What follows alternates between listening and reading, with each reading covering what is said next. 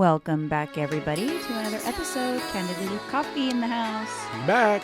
We are back in the pod. Happy Friday. Damn, it's already going to be Friday, huh? Yeah. This week is going by quick. It's crazy. Well, we had a holiday on Monday. Yeah, so President's I feel Day. like it goes faster Yeah, of course. because of the holiday. But, I mean, I don't know. Right? Doesn't it always feel that way? Yeah, I guess so. After 3 days? I feel like I get totally just, like, disoriented when, you stealing my water? Oh, yeah, I did a little sip. I feel like I get, like, disoriented about my days when there's a holiday. Yeah, it kind of throws it off. It throws everything off. It does. And I've got a double shot of espresso here. Cheers. With a little bit of whipped cream, and it's very good. Update on Charles. He is doing well, you guys. Our little buddy's doing if good. you have a male that's not fixed, I recommend it because Game changer. it's a game changer. He hasn't been marking. No. For years, he's been giving us hell with marking. Yeah, no marking. He's feeling better. I still have the cone on him, but he's starting to act like his normal self. But his behavior towards Phoebe, he's friendly with her, but not, Yeah. He was like a rabid animal. Yes. Like, I've never experienced anything like that in my life. Like, his whole mission was to break out of that crate and impregnate her. I've never seen it because there's other dogs I've been around. My dad was a breeder. Yeah. I didn't experience anything like that, though. Yeah, Charles went crazy. He went absolutely crazy. It was nuts. So I did have some people reach out. They said, for the same reasons, I've just always been so afraid to have the surgery because I just am afraid of my dog going into surgery. It's hard to have him do something elective. It's scary. It's scary. Yeah, you're taking a piece of body part off, an important part. They're going under, Yes. Things can happen. So I've always avoided it because of my fear and just knowing he's a little baby. So I felt so bad for him, but I wish I would have done it sooner. It's very routine. Yeah. It's something they do all the time. All the time. The vet. So it's safe. Very common surgery. Yeah. I would recommend doing it. So far, I am having no regrets at all. Honestly, my only regret is that I should have done it sooner. I know, right? We waited so long. But actually, I wanted to share a story that happened on the way to the vet that day when we went to the vet, and I didn't share it on that next episode. But What? What happened to us in the car. Oh, that was weird. Go ahead, tell it. So I feel like I really had a strong sign from my mom on the day we were going to the vet. This was super strong, and you were there, so yes. You're my witness. On the way to the vet, we picked up my mom's dog at my dad's house. Cookie. Mm-hmm. And I was picking her up because I was taking her to the vet to get her shots. And I was in the middle of telling you that story that I promised my mom when she was in hospice. She was literally on her deathbed. She made me promise that I would always take Cookie to the vet and get her shots. Yeah. It was a specific promise that I made to her. And I was sharing it with you in the car. While we were listening to our podcast, we always play it through to kind of make sure there's no errors or whatever. Facts. And you're my witness. The podcast sound went all the way up. The volume just shot up. It shot up to the highest level. Yeah. But at the time that it happened, I happened to be reaching over you. So you thought that maybe I hit the volume. Yeah. You're like, maybe you hit something. I'm like, no, I didn't. Oh, no. I was thinking something's wrong with the podcast. Yeah, and that's then, what you thought. Yeah. That's true. So then it went, you brought it down, but then it went down further. It went to almost silence. You're like, what the heck? So you had to bring it back up. Then it happened again. And this time your hand was on the steering wheel, but you thought maybe you hit the volume mark button on the steering wheel. Yes. And so you brought it back down to normal level. Mm-hmm. And then it happened one more time. And I was like, are you sure you're not doing that? And you said, no, this time I swear. I was 100% sure at that time I didn't touch that volume button. So that was the third time was the time we for sure knew it was not any of us. But it still didn't dawn on me that it was a sign from my mom. What it told me was, oh my gosh, this is a problem. I got to go home and re-edit the podcast. Because this could get someone in a car accident. Well, yeah, because you're listening to, and all of a sudden the volume just it's jarring. It could scare somebody. Right. So I was like, I came home and immediately pulled up the podcast to fix it. But the sound was fine. Yeah. That's what and I thought, wait just a goddamn minute. You did your homework. Or your what research. was I doing? What were we talking about when that happened? And then it dawned on me. We had Cookie in the car. Your we had my dog? mother's prized, her prize, love of her she life loves dog, that dog. Yes. in the car. I was telling you about the story that I promised my mom. I was feeling good about taking Cookie because I knew that was a promise I fulfilled. Like I felt good in my heart. And then she gave a sign. You're still, because I looked it up. And that, changes in volume on the radio because it has something to do with like frequency because they are energy. Energy, lights, so a sounds, lot of, alarms, all that stuff. So a lot of times their signs are in the form of those types of things. I've told you guys the story over a year ago now about the alarm in my house that kept going off. So that was, I'm like pretty confident that was a tall tale sign. Yeah. That was like her undeniable. saying, "Thank you, Janine, taking my baby to the vet." Yeah, just like acknowledging. It's almost just like acknowledging that I was doing that. Yeah. I really felt, and it wasn't like I was looking. Sometimes I'm weird about signs. So I'm like, I feel like sometimes you see what you look for. Yes. So it's like, a little bit of a placebo effect. Yeah, you want to believe what you see, but it really ain't what you think it is. Right. So you want to be like, of course. Like it's kind of like if you say yellow car, you're going to notice tons of yellow cars. It's just the way the brain is. Yeah. So exactly. a lot of times I feel like, although it's beautiful to feel like you're having a sign from your loved one, I do feel like a lot of times it can be explained away with the yellow car phenomenon. Coincidences? Yes. Mm-hmm. But when you have something that in hindsight, you weren't even looking for it, but it literally slapped you in the face, that's totally different. I thought the podcast sound was messed up. I wasn't looking for a sign from my mom that day. Nah, never dawned on you. In hindsight, I'm thinking, oh my gosh, okay, it was definitely a sign. Yeah, that's trippy how I did that. At that time, I think we're talking about your mother too. Yeah, and that's not the first time I felt her presence in the car. I felt it in the car before. There was a scent once. I've smelled her several times in the car. And then there was also a time, I think about her a lot when I am in the bathroom blow drying my hair. And I realized that like a couple of weeks ago, I was blow drying my hair and I almost felt her presence. I almost felt like there was somebody in the bathroom with me. Like I even looked inside the shower to see like if you were messing around, like hiding in the shower or something. And then I was like, shoot, that's weird. I kind of really felt her presence. And then I had a memory of a reading I had. Mm-hmm. The memory was that the medium said that she'd pay attention when I'm in the bathroom because she gives me signs in the bathroom. But I never made the connection until I really felt that sign a couple weeks ago. So that's like another time that was like, whoa, okay. Wow. Yeah. That's cool that you're really in tune with that. Like you're really, you're a believer. I'm a believer, but I'm also not. But you don't. You also have questions. Yeah, and I'm not like, I don't think everything is a sign. Some things I think, okay, this is just me wanting to believe that there's a sign. Yeah. I think there's a difference. Yeah. But I've had some signs that are real signs, I believe. It's crazy. Again, I don't know how true this is. We looked it up, but after my mother passed away, I seen a lot of numbers. Remember? Yeah. 4404, 222, 111, just all kinds of different numbers. I was crazy on my phone. Never paid attention to that. Yeah, well, we've always been in our family too in tune with numbers. And like when a certain number starts popping up a lot, it usually means something is happening or whatever. My brother and I always talk about that. So they say it's a sign of stuff. Has he had anything like... Does he feel a connection with you? Like your mother reached out to him, like, and show some signs at all? Does he have anything? He had one dream that was not like a regular dream. It felt like it was her in the dream, but not really. Like not really any super strong signs. But I definitely feel like the Cookie thing because if my mom was going to give me a sign.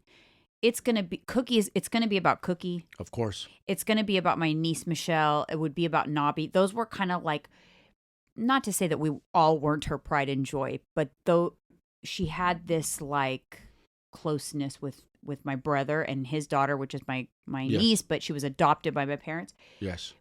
It's almost like she had this feeling of protection over them. So I know that anything related to them, that there's definitely that would make sense. That's so sweet, man. And your mother's, final days, she was still worried about everything, leaving her, like everything, her dog getting taken care of, her son, her daughter that she raised, Michelle, your niece, like she's still concerned. Yeah, there are certain things, and she kind of like left it on me, kind of like to handle things. Yeah. I knew she kind of felt like I would be able to take over as close as I could to her. Yeah. On certain things, and so she kind of like passed that baton. Mm-hmm. But it's interesting because I feel like, in terms of a grief journey, now it's been 15 months or so, 14 months since she passed. She's part of it's almost like it becomes part of you. Yeah.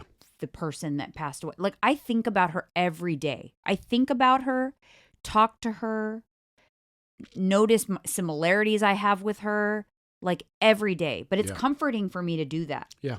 I'll always say, like, well, I am my mother's daughter. Like, I see so many ways that I'm like her, and that comforts me. But it's literally part of my everyday life. Yeah.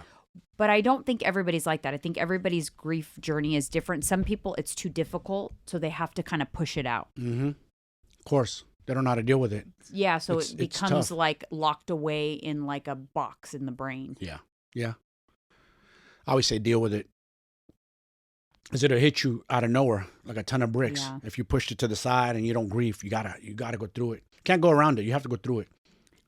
Sucks. Yeah, I feel like, Part but I of do life. feel like everyone's different. I don't know what's right and wrong. Yeah, it's true. Everyone's different. But I do feel it. It's crushing regardless. It's an everyday thing. It doesn't go away. Nope. That's for sure. Not at all. It was interesting because I had an interesting discussion with my dad yesterday. And, his mental state kind of changes. But for the first time ever, I felt like he spoke of death or he kind of finally said, well, you know what? I've lived my life. He's coming to peace. Life. He's never said that before. He's always been, why is this happening to me? Very much like, I don't want to go. But he shifted his thought process yesterday. And yesterday he said, it's not that I'm not ready to go. I'm just a little scared of the unknown. I thought that was very progressive. Like he finally progressed. I think that's good. It's good for him to kind of like start to tell him he's got to believe. He's been a religious man. Yeah, we talked about that. Don't break on your beliefs. We talked about too, just like he's afraid of, those last moments. Is he going to be screaming in pain or whatever? And I was just trying to explain to him it's not like that. It doesn't have to be like that way. No. Just trying to make him comfortable with that process. It's hard, trust me, to have those hard conversations. But I feel it was the first time that he said, I've lived my life. Damn. And what a life he's lived. What a journey. What an amazing journey your dad had. Oh what my stories. Gosh. He has amazing stories. Yeah. Amazing stories. Mm-hmm. Okay, moving on to the hot coffee. I don't know if you guys have heard about this. Cheers to the hot coffee. There was this case back in, I think it was 2007 out of Portugal. They've done tons of documentaries on it. It was Madeline McCann or McCann. Madeline McCann, I think you say it. She was a little girl, 3 years old, who was kidnapped out of her hotel room while her parents were vacationing in Portugal.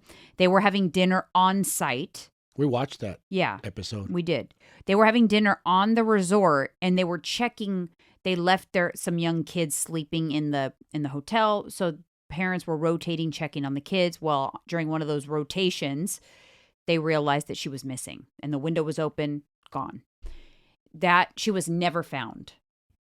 Stupid idea, leaving your kids unattended. I don't care how you're staring at the door. Nope, you got to be right there in my presence. Yeah, because it takes a split second. It takes a split second. Yep.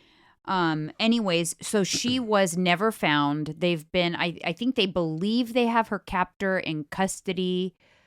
He's like a pedophile or whatever. I don't really know a lot of the details about that, but there is someone that has come forward. She literally has an Instagram account. The Instagram account says, I am Madeline McCann. Or McCann. I don't know how to pronounce it. Madeline McCann. That's her Instagram name. She says she thinks she was abducted? Yes. Because there's been a series of things. Sometimes your memory will come back to you over time. Even when you're little, things will start like, wait a minute, things don't make sense. So here's the thing. When I look at her, it's this girl from Poland. She's a Polish girl. When I look at her, I don't see, and if you're watching us on YouTube, I will pop up the picture, but I don't see the resemblance. I don't see the resemblance, but there are some uncanny things. She does have a birthmark, it's kind of like it's a rare birth defect of the iris, where it's like a little mark. Mm-hmm. She has the same mark as the girl, as interesting as the little girl did. So and where's she from? I'm sorry, where's she from? This girl? She's in Poland. So she's a Polish girl or she's American? Well, we don't know. She was adopted, I think, but she doesn't know if she was adopted. That's the thing. Oh. Her parents have been wishy-washy about her birth story. She's never seen a birth certificate. She just has questions about her childhood. She remembers not being in school for a period. She's having memories like, I remember not being in school. It's coming back. And there's things that make her think, but is she this little girl, or could she just be the victim of child trafficking or something? Maybe she was abducted and she's not this little girl. The family has agreed to do DNA, so they are doing DNA. That's in process, but hasn't been completed. But I have to say, there's been two or three other people over the years that have come forward saying they were this little girl. You think they do this for likes? Yeah, people do it for attention, clout, right? Blow their page up. Yes, that's so sad and stupid. Like, don't be pretending you're somebody or not. Some people like mental disorders. Yes. Or two other people have come forward, so it's not unusual. I guess it's a phenomenon that happens a lot. If someone's missing, someone will come forward saying they're that person, or they saw that like fake evidence because they want the clout. They want some kind of clout. The family is probably, they've been through this before. They're probably like, okay, probably not her. I don't think it looks like her. But there's been some photographs that show there's some similarities. I don't think so. But you got to remember, she was how old when she got abducted? Yeah, 3. Huh? 3. And she's how old now? She is allegedly the girl. Technically, I think the girl is actually 21, but Madeline McCann would have been 19. But she said she thinks that she's not 21. She thinks that that it correlates with she didn't go start school till late, and a lot of times when there is an abduction, or they're not going to tell the real age. They give them a different age and stuff like that. So that could mean it's still her.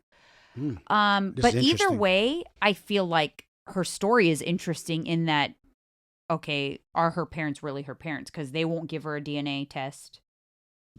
Her parents. Really? Yeah. Huh. So they won't let her get a DNA test? No, now that she's of age or whatever, she's getting a DNA test with the Madeline's family. But I'm saying with her supposed real parents, she can't get a birth certificate. Like, there's lots of different. That is suspicious. So I don't know. Very suspicious. But I feel like it's weird that people come forward claiming. I mean, there was 3 other people who've come forward. Because, like you said, they want attention. They want clout. They go, and then they'll come up with some excuse. Well, I thought it was me because boom, boom, boom. They'll make up a story. Like, I have vague memories or some BS. Yeah, to be honest, I think that it has to do with that eye thing. Like, I think she thought, oh my gosh, I have an eye thing. This little girl had an eye thing. And then she starts asking questions and her parents, But we won't know. I'll give you guys an update when I hear it. It's starting to pick up. Mainstream media is kind of starting to pick it up. So I think they think like there might be some validity to it. Although to me it's weird because she's TMZ hasn't picked it up yet? Huh? TMZ hasn't picked it up yet? No, I don't think so. And she's known under a couple of different last names, which is weird. And I just think it's weird that she created an Instagram account that said, I am Madeline McCann. Yeah. You shouldn't say that until you know 100% it's you. That's a little strange. It's disrespectful to the family. Yeah, don't you think? Because now you're giving them super hope. I feel like I don't think they have hope. I think that they've probably given up after the 3 other times. God, it's so sad. They don't have closure, That's sad. Somebody has to live with that guilt for the rest of their life. The mother, the father. Like I was thinking about that. How do you go to bed at night and go to sleep when you don't even know what ever happened to them? Oh, dude. You don't know if they suffered. You don't know if they're alive. Yes. Yeah, you don't know what they did. You don't know if they sexually abused them and then murdered them after. You don't know. You don't know. Ah, man, it's just, the world is scary with kids these days. Do you feel like it's crazy? Not even these days, but because I feel like I remember I was always petrified of kidnappers. Do you remember the kidnapping and stuff in the 80s? Yes, it was on. I always just say I'm never going to end up on a milk box carton. Remember? There was a famous kid named Kevin Collins. I remember that, but it was. I remember Kevin. They started Collins. putting on the carton, on the milk cartons. But like, is it less? Does it happen less? Or is it talked about less? But there's some brave ass people that have kidnapped adults now. Like that woman jogger got kidnapped. The dude snatched her up. So even as an adult, don't underestimate. You can't get snatched, especially you women. Be careful out there. There's some psychos out there. I know, but I don't know. Why do I feel like when we were in the 80s, there was always like famous missing persons cases? Yes. Is it because now with technology, cameras everywhere, they catch. You could trace things. Yeah. You could see, like, okay, let's just say someone gets abducted at a Target parking lot. Right here. So you're going to go back and look at the Target cameras. Then you're going to look at the cameras in the surrounding area to see if you see the same vehicle. You could almost travel with it. Yes. That's how Europe does it. They've been ahead of us. And it's been a fight. Americans haven't wanted that here because they feel like invasion of privacy too much. No, but I feel like it's already there. All the traffic cameras. That's true. So there'll cameras at every stoplight. So they'll be able to go back and like track it and trace it and see what sections that car might have went through. Even if they get a description, they could just go back and trace around the time and go slowly and review the tapes, the film. Yeah, maybe that's why. Maybe it's just technology has made it harder. Camera phones. We have cell phones with cameras. We have tracking devices on our cell phones. It's way harder.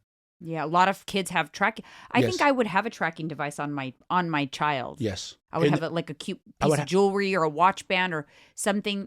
It'd be sewn into their jacket and their shoes. Yeah, that's right. Something discreet. So they won't know. So the person kidnapping, they already know to throw your phone away. Because it happened to that girl in Morgan Hill. Yeah. She got kidnapped. The dude threw her phone away so they couldn't track. Yeah. So that being said, you gotta use tracking devices. AirPlay. I would have those Apple AirTags on all my kids' shit. Mm-hmm. In their shoes, they won't even know. Yeah, they won't even know. You don't tell them. I have it sewn into their clothes, anything. They won't even know. Call me crazy, but I would totally do that. Yeah. It's too dangerous, and I hate to say this, but pedophilia is at an all-time high. It's out there, and people are brave about it, and it's scary.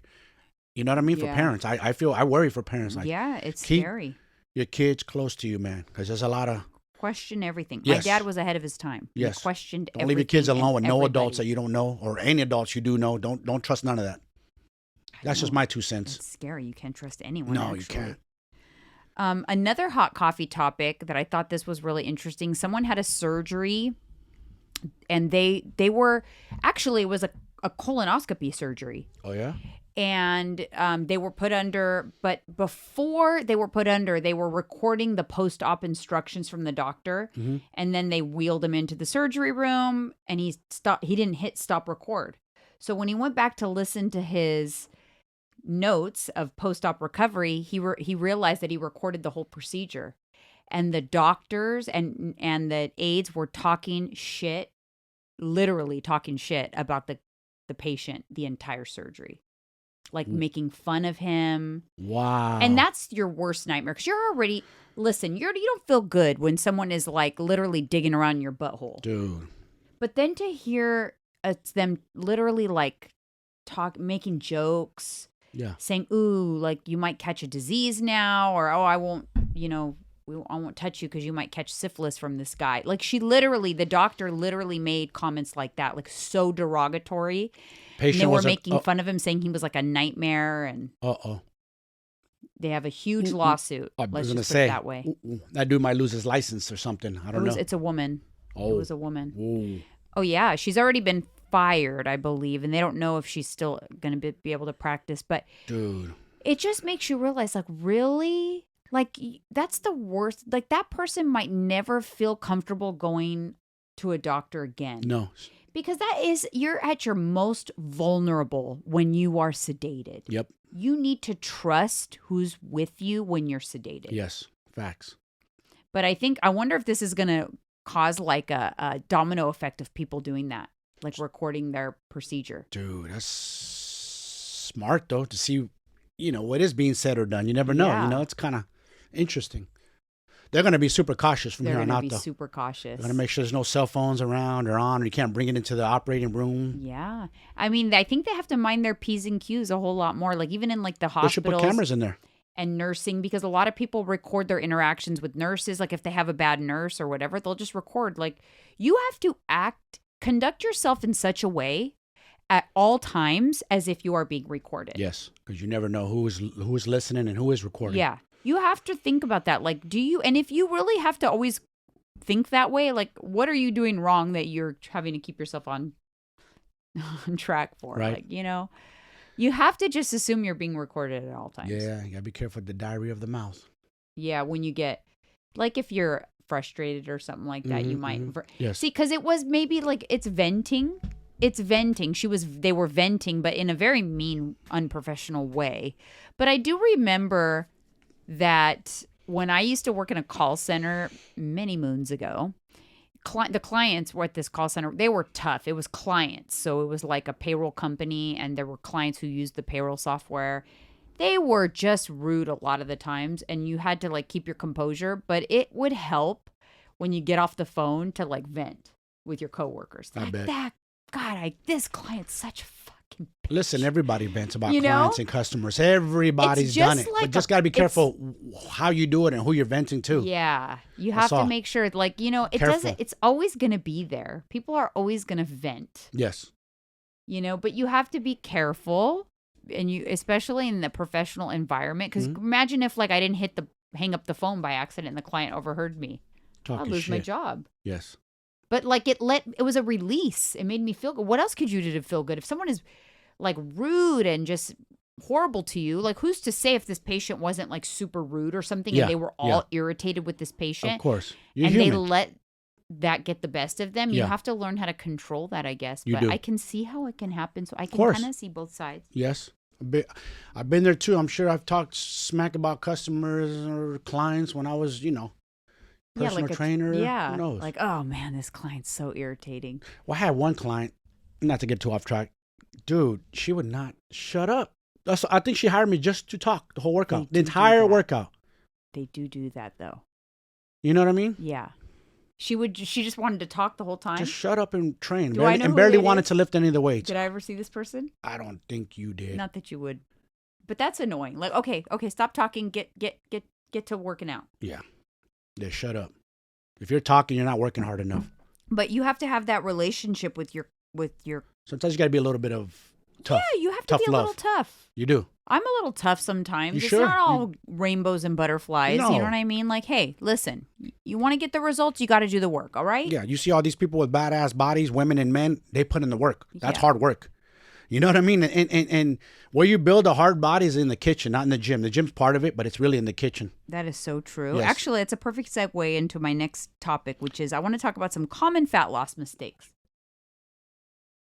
Eating clean and eating for fat loss are the same thing. I get that a lot. I have someone say, well, I just started eating clean and working out, and I'm not seeing any results. I wonder what their definition of eating clean is. Yeah, it doesn't even matter what their definition of eating clean is.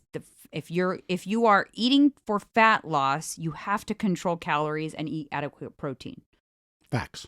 So whatever your perception of eating clean is, unless it is done in unison with calorie control and protein consumption, it doesn't matter. You can eat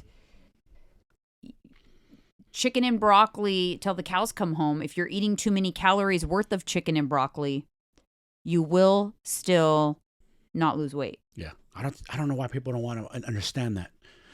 They keep fighting the grain. Yeah.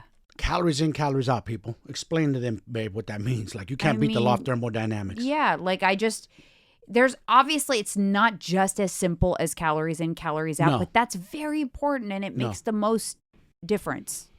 It is very important. Yes. Another common mistake or misstatement, I guess, is when people say, I'm in a calorie deficit, but I'm still unable to lose weight. That's an oxymoron. You're actually, if you're in a calorie deficit, you're losing weight. If you're in a calorie deficit and not losing weight, it actually means you're not in a calorie deficit. You're not. So you have to accept that. Yeah. What you think should be your calorie deficit, if that is not working, that is not what your calorie deficit should be. Could be two different things.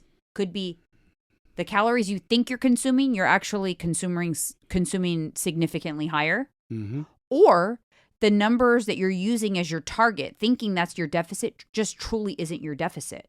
Facts. They got it wrong. It's just that number is not right for you for various reasons. Maybe the calculator you got it from is just inaccurate, or just maybe something that you've done before that's worked before, it no longer works because things change. Yeah. When you age, with your activity levels. Activity level is the main thing. That changes. Activity level changes. That's the most important thing. Need calories. Mm-hmm. Right. And the perception may be that, oh, my activity hasn't changed. I've always worked out 4 days a week. Okay, but that's your workout. How has your daily life changed? Yes. Daily life. You know, a lot of people experience this because a lot of people went from working in the office to a hybrid work schedule now, where they're working from home several days a week. And on those days, you're actually burning significantly less calories. Yes, you are. Because when you're in the office, you're moving. You're going from your cubicle, your desk, to see your employees. You're driving. You're just doing more. You're getting up. You're moving. Mm-hmm. Going to get your coffee. Whatever you're doing, Mm-hmm. you know, you're moving. When you're at home, you're kind of dormant. Even a change, if you add all these changes, it makes a huge impact. But even a little change, like maybe now you get your groceries delivered. You used to grocery shop once a week. You would go to 3 different grocery stores and grocery shop, but now you get delivery. You've just changed the equation by maybe 300 calories. Yep. And that doesn't feel like anything different. No.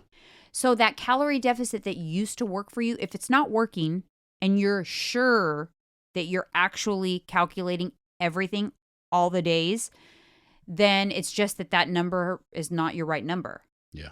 But if you're not really good about your tracking, or you're not factoring in that you're having off-plan days, high-calorie days, maybe that calorie deficit works, but you're just not adhering to it. Yeah. So that's a really common thing. I'm in a calorie deficit, but not losing. You're actually not in a calorie deficit. I want you to remember that. You better know what you're burning. All right. Another one is not eating enough protein. So a common fat loss mistake, because you will lose muscle and not fat. So if you're in a deficit and you're not eating enough protein, you're going to lose muscle. I've actually had people tell me that when I go on a diet, I cut my protein because protein makes me gain weight.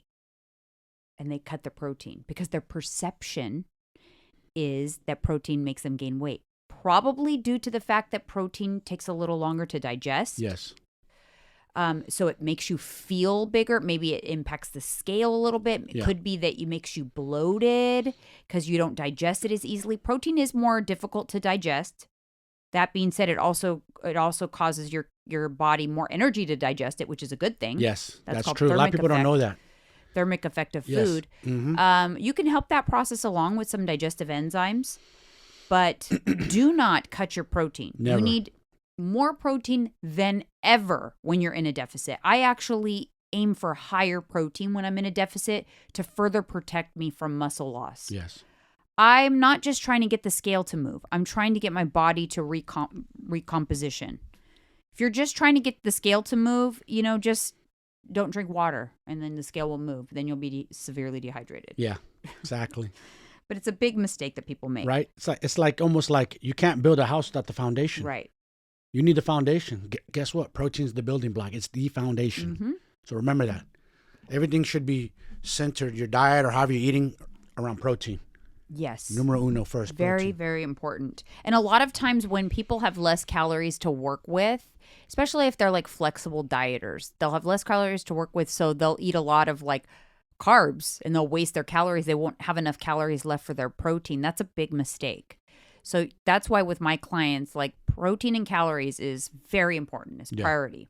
It's all I track. I don't actually track my carbs and fats. I track my calories and make sure I hit my protein goal. The rest kind of falls into place. Another common one, I know you know this as a personal trainer.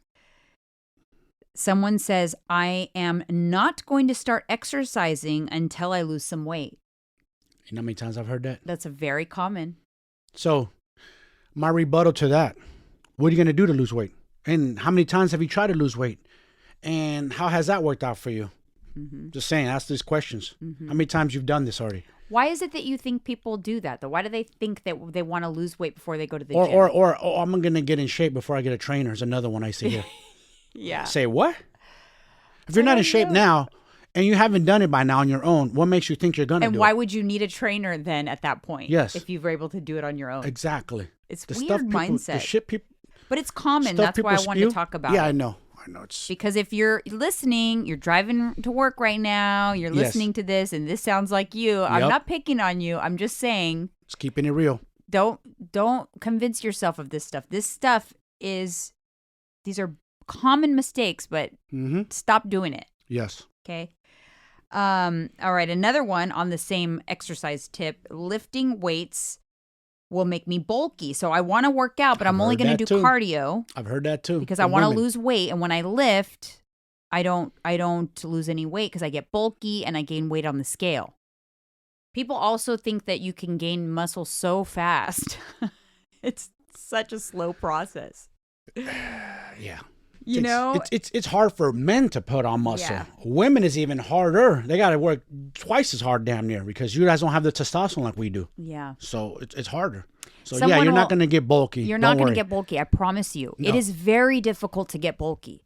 That's from overeating. You will not get bulky by lifting weights. You are not a power lifter. Yeah, exactly.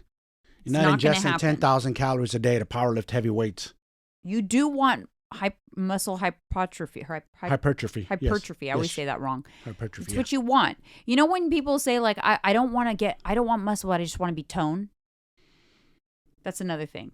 There is no such thing. What do you call that, oxymoron? Do you know what being toned is? Explain to them because they think that toned just means that you are losing fat to reveal your muscle. Everybody has a muscle.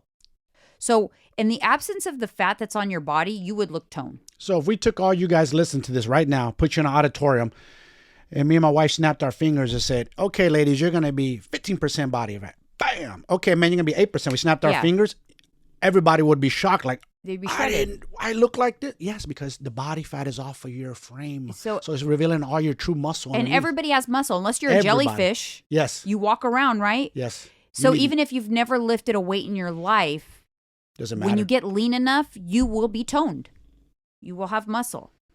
When I did my first ever bikini competition, I didn't have a lot of muscle on my frame. No, you didn't. But when I went through a 12-week prep and got down, into the teens and body fat, I looked toned, didn't I? Yes. And muscular. Crazy. Obviously, I was lifting it. I was putting on muscle at that time, but not a lot. I have a lot more muscle on my frame now than I had then. Because you've been building on it.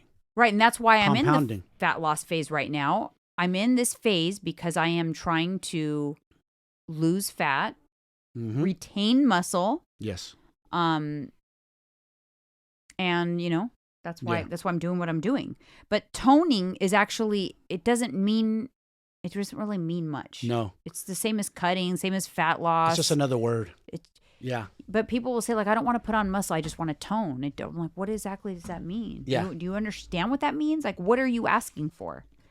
I don't think they know. I think they're just spewing. They heard some stuff from some people, third-party information, and they run with it. That's the problem. There's too much fake bro science. Don't listen to that crap, you guys. So another fat loss mistake is eliminating something entirely, like sugar. Like, don't think that you have to eliminate an entire something in order to lose weight. Because you will then, if you lose weight by doing that type of thing, you actually are kind of like solidifying a disordered behavior towards that thing. Yeah, yeah. That's why a lot of people, and so many people, more and more people, day in and day out, are coming off of keto and saying, okay, guys, they're putting their hand up saying, I'm finally ready to admit, like, I messed up my relationship with food on keto.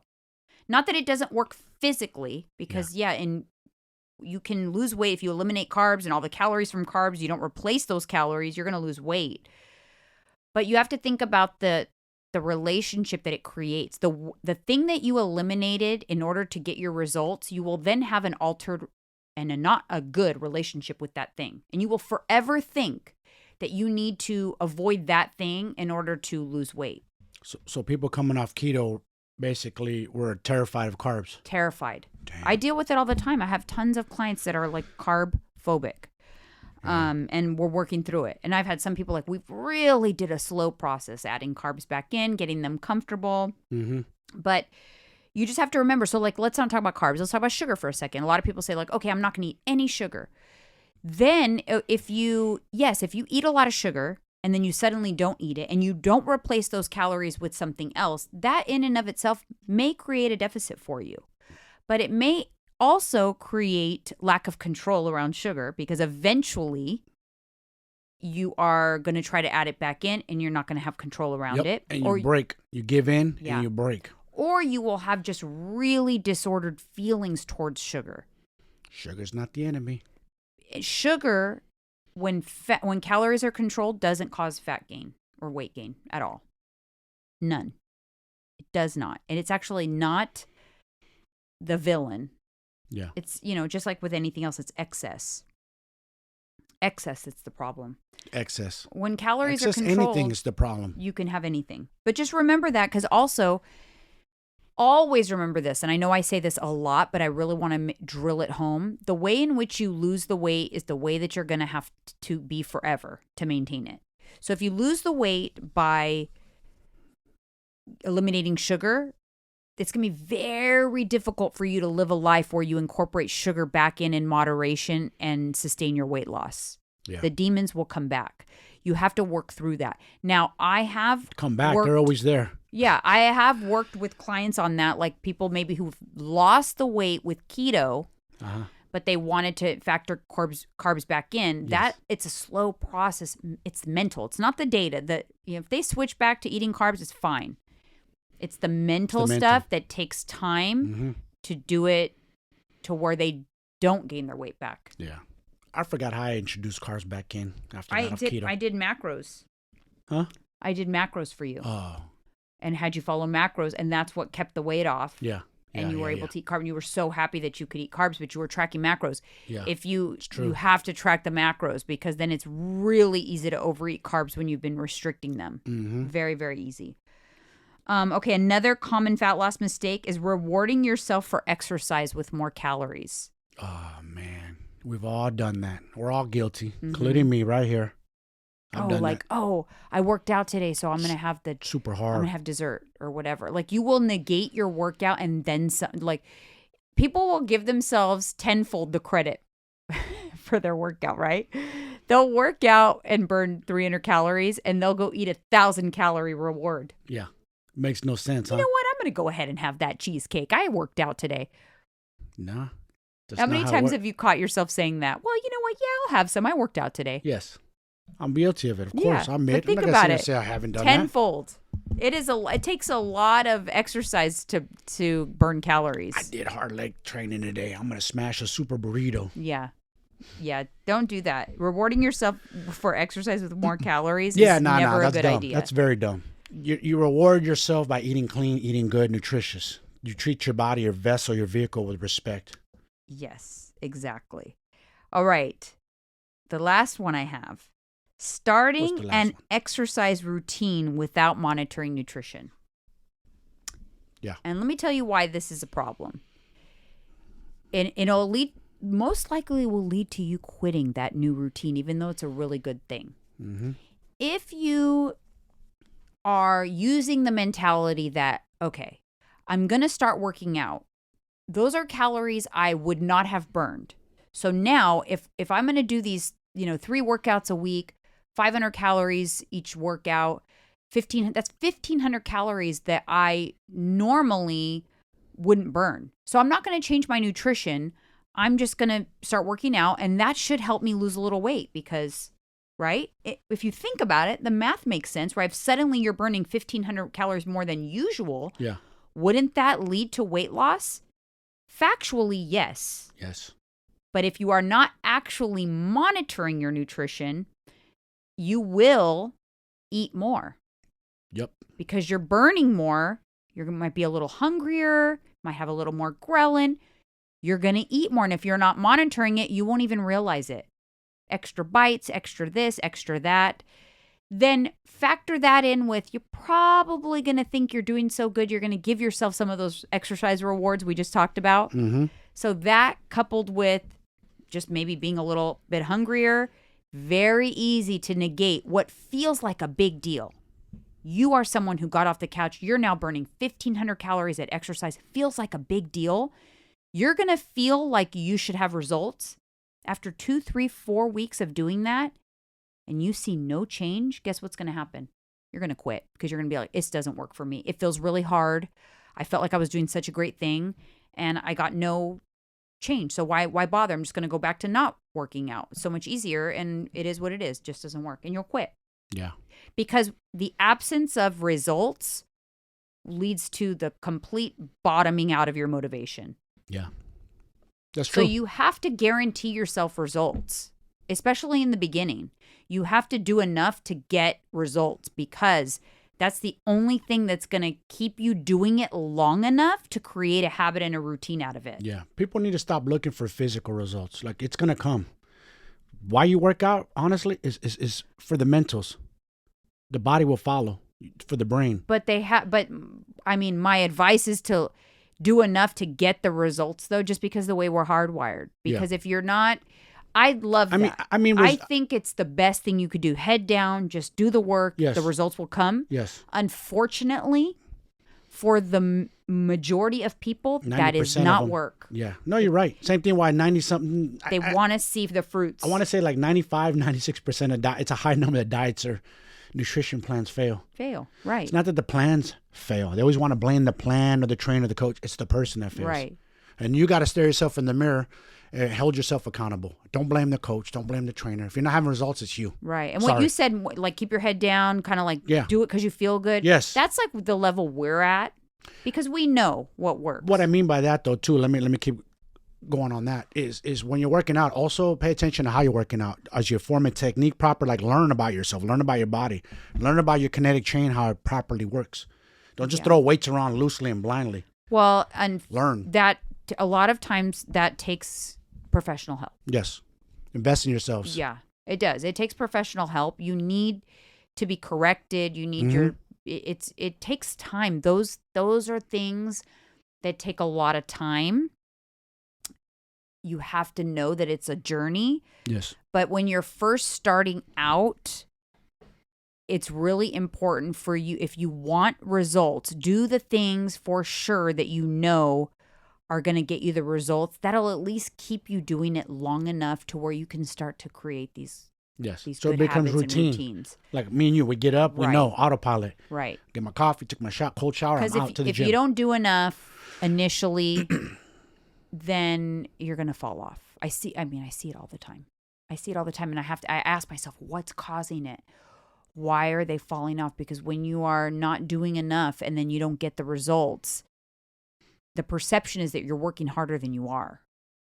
People seem to believe that. Yeah. Like they really think they're working harder than they are. But if you're not getting the results, then you're not working hard enough. Facts. And that's just the truth. Yeah.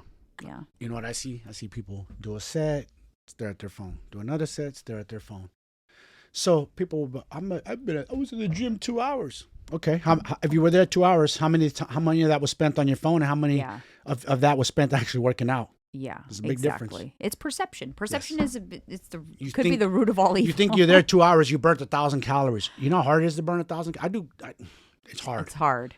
Yeah, I don't burn a lot. Like my Orange Theory workout, 300. I probably do in my Muay Thai bad class, probably like 600-700. And I'm going hard. I'm drenched. Yeah. My shirt's wet. Yeah. Sweat's coming off my thighs and shins. That's another common mistake, actually. We'll add that to that. People think they're burning a lot more calories than they are during exercise. You're really not. They're so misinformed or just don't know. They're uneducated, but they're off. Their numbers are way off. Way off. I used to think that too. Like, I'm burning 1,000 calories in an hour at bad class. You don't. That's super hard to do. And then if you think you are, then again, back to the rewards, right? Then you're going to eat way more because you think, oh my God, I just did this HIIT workout at Orange Theory. I must have burned 800 calories. No, you get an Apple Watch, people, or something. Not Apple Watch. You could get a Fitbit or a tracker, and then see before your workout how many calories you got, and then see after. Yeah, then the Apple Watch is pretty accurate. I have to say, I like it's pretty. It's very conservative, which I like. Yes, I don't like to see those elevated numbers, so I know they're not true. They're not fluffing it. Apple Watch is pretty accurate, I have to say. But again, don't fixate on that because you're not doing anything with that number. I think that's important. Don't change your eating or anything based on that number. Like, oh, well, shoot, I burned 700 today, only 500 yesterday. So, that gives me a little license to eat an additional 200 calories. Just don't do that. It's not a good habit to do that. Mm-mm. It's not going to help you get results any faster. I do not recommend it. I've got better over the years of not rewarding myself with food. Oh, I did a hard workout, 2 hours. You used to do that a lot. I'm going to go through the fast food. I earned it. That's dumb. You used to reward yourself with burritos yes, quite frequently. I'm glad I turned it around. And you helped me. Like, if you didn't help me, I could have been on the other side. I could have been an obese dude. I was there, too. Yeah, you were like... I was tipping the scales. I was heading to 300. Yeah. That's scary when you get to that level. That's scary. To come back from. I was getting close. Yeah, but 255 or so, I think I got up to. Yeah. Ugh. It was a lot. On a 5'9", I'm barely touching 5'9" on my frame. Like, oof, yeah. No bueno. When I look at pictures and I see you used to sweat a lot, sleep a lot. One day you have to blast me, post it up to show people. They're gonna be like, that's your husband. I'm saying I look good now, but man, I had a gut and not even that. It's just your overall. Face. Yeah. Your overall. Remember? Wellness was... It was horrible. Terrible. Energy levels was low. You were always sleeping. I'd eat and take a nap. Always sleeping, sweating, snoring, and everything. Horrible. Yeah. None of the above anymore. No. There you go, people. Just goes to show you. None of that. And I have had blood pressure in my family. If I didn't turn it around, I probably wouldn't be here, and I'd probably have a stroke because stroke runs high in my family. It took out my cousin at 40. It almost took out my father in his 50s. So yeah, you have to I got that little devil inside me coming after me too. For sure, you got to be careful. So I got to be a beast in the gym and watch how I eat and make sure I do everything proper to keep that away from getting me. You're doing the best you can. What's in your control, which is what everybody should be doing. Mm-hmm. All right, you guys, thank you so much for tuning in. And thank you so much for everyone that has been leaving us reviews. Thank you. Really appreciate it. Yes. If you have not and you are listening to this podcast, please head over to Apple Podcasts, tap on that 5 stars, leave us a review. It really does help. And yeah, we just want to thank you because things are on the up and up over here. Yeah. Our statistics, our downloads are going up every single week. Thank you guys. We're so appreciative. It has to be you guys sharing it. Yes. Thank you guys. Thank you sharing so much. We love you guys. See you on the next one. See ya.